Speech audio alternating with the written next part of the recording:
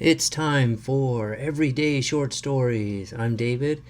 This month's theme was fear, and this story comes from Wayne, and it's called The Fear of Babysitting. Very funny and insightful.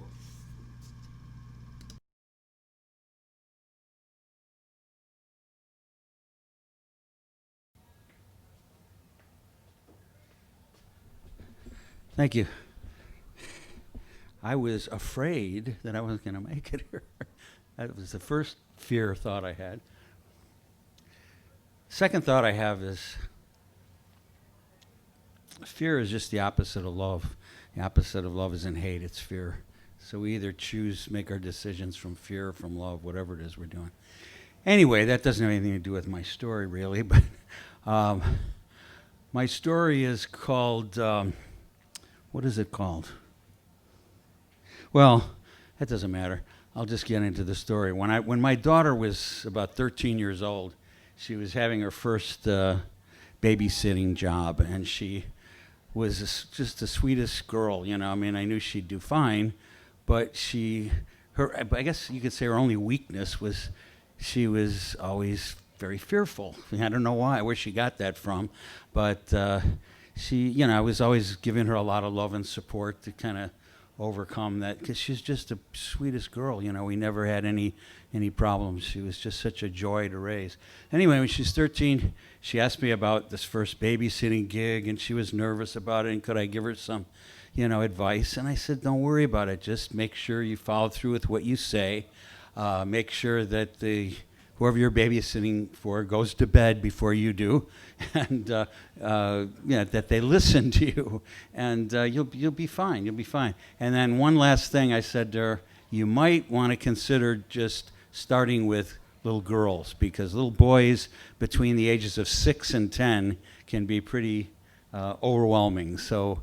And then she looked at me kind of curiously. Well, what's the difference between boys and girls? And I said, well, that's a big question we'll get to later. But in this context, what you want to remember is that boys can just be hard to control. They can be very aggressive. And I'm trying to think, oh my God. I said, look, let me tell you this story, and I think this story will answer your question perfectly. When I was about 8 years old, and my little brother, who I used to fight with daily, was about 6. We had a built-in babysitter. My grandma lived with us. And so when my folks went out on the weekend to a movie or dancing, which they did pretty much every Saturday night, the grandma would babysit for us. And it was economical, and she was a sweet soul that my little brother and I took full advantage of.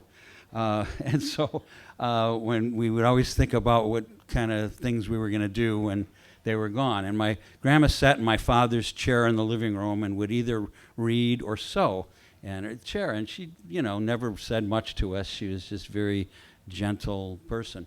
So I had this plan, I conceived from my brother and I told them, let's be heroes when Mom and Dad go out. And after they went out, I said, when Grandma goes to sleep, we're going to be her protectors. There had been some, something in the news about a burglary or something like that.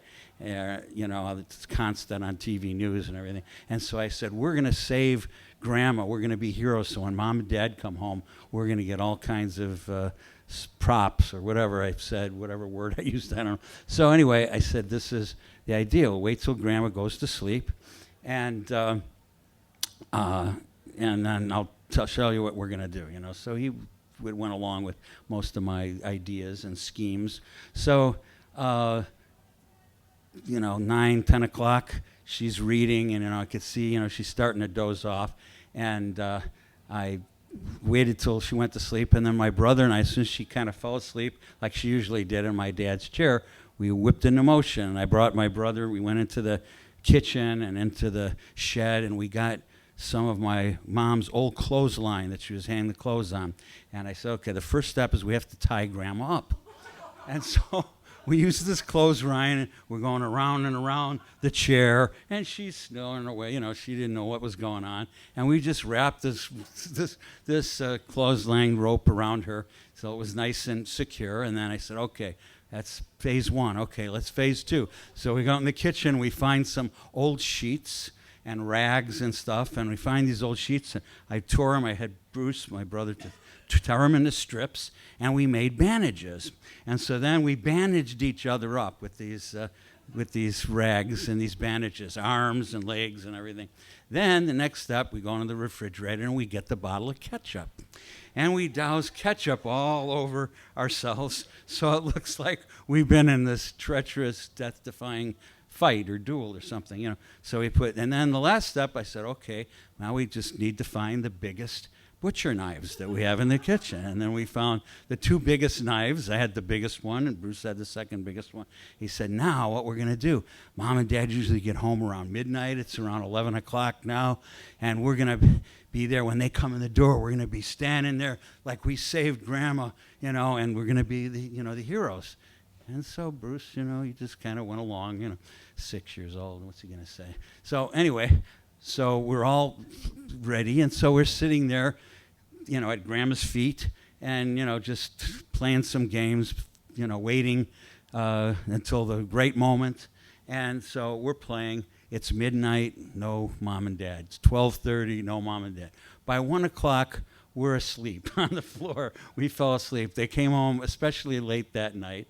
And what did they come home to? They come in and turn on the lights, and there's Bruce and I with our bloody bandages and knives and stuff.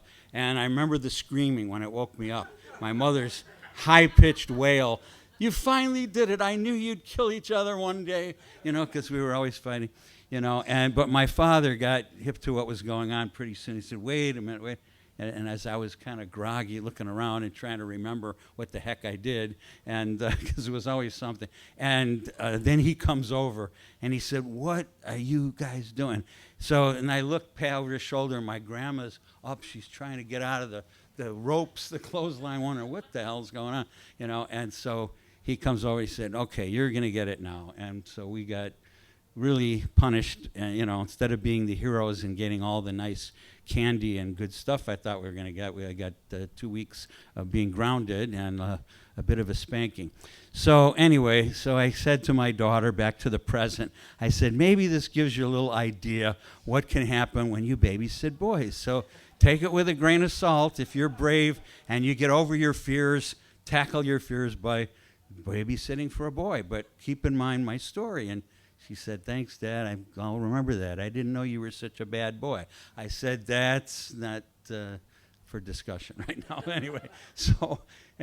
So that was the sort of the end of the story, but there's a little epilogue that, I guess it was about 2 months later, my daughter calls me and on the phone, and she's telling me about this little boy she had that was about 6 years old, and he was a holy terror, and she was babysitting him. And by this time, she had gotten pretty good, but this kid would not listen to her. He wouldn't go to bed. It was just a constant problem. And she said that she wanted to share with me what she did and what I thought about it. And I said, "Well, what did you do to get him in line?" Well, she said, the last time, he finally got to sleep after wearing me out for hours, he said, I called Leah. Leah was her best friend. And they, it was around this time of year, Halloween had just passed, and they had gotten some white makeup that clowns use, and they put this white makeup all over their face, and then they blackened out their eyes, and then they got some of those like vampire fangs or teeth or whatever, and some blankets that they put over their head. And she said that they came into little Jason's room, and woke him up, and he said, "And if you don't listen to your babysitter, we're going to suck your blood." And that was the last of the problems she ever had with that kid. So like father, like daughter, I guess.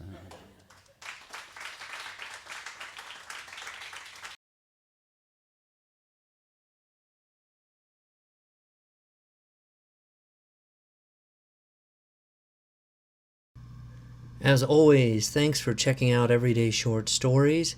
If you like what you're seeing and listening to, check us out on everydayshortstories.com or on YouTube. And please don't forget to tell your everyday short stories.